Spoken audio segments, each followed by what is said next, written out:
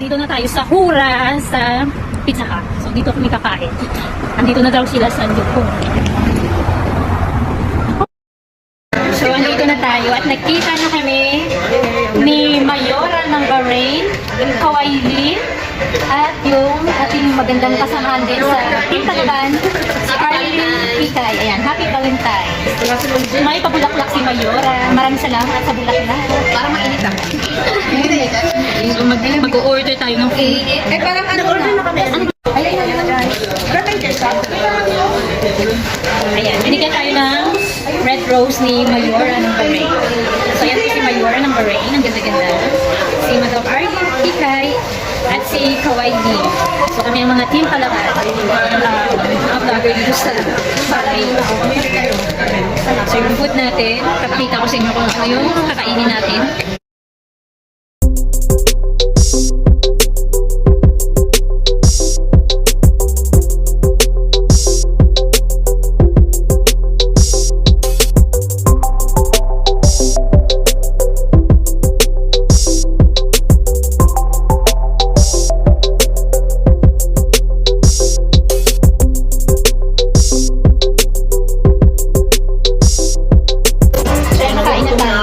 Gutom na daw siya.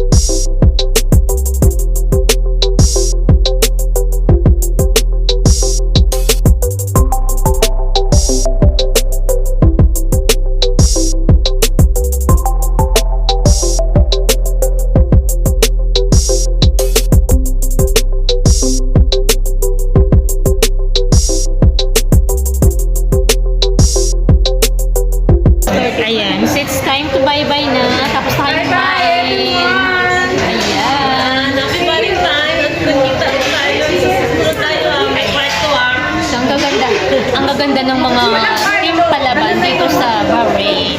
Ayan. So, bye guys! See you again! Ayan.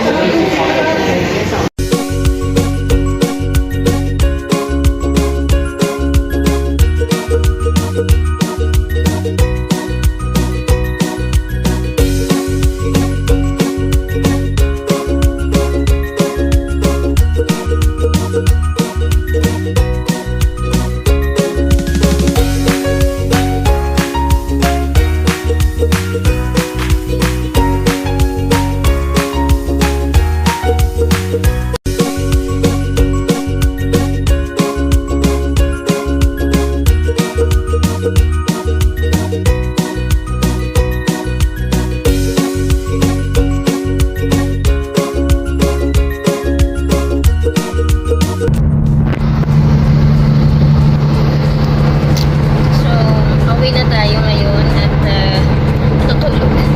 Antok na tayo. So, masaya naman yung aming pag-usap-usap, kwento-kwento.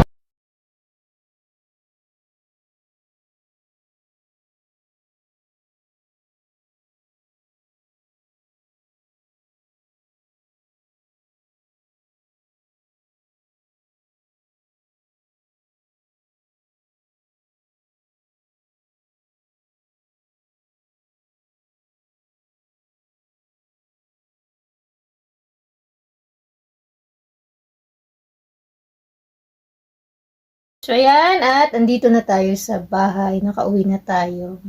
Tanggalin na natin yung ating mga kolorete sa mukha at matutulog na tayo. So, gusto ko lang talagang pasalamatan si Mayor ng Bahrain at si Madam Arlene Kikay at si Sis Kawailin. Ayan, thank you so much sa inyong time at nagkita-kita tayo. So, first time naming magkita-kita na apat. So, sana masundan pa pag may mga time tayo na nagkakatugma yung ating mga rest day. Ayan. So, maraming salamat talaga sa inyong tatlo at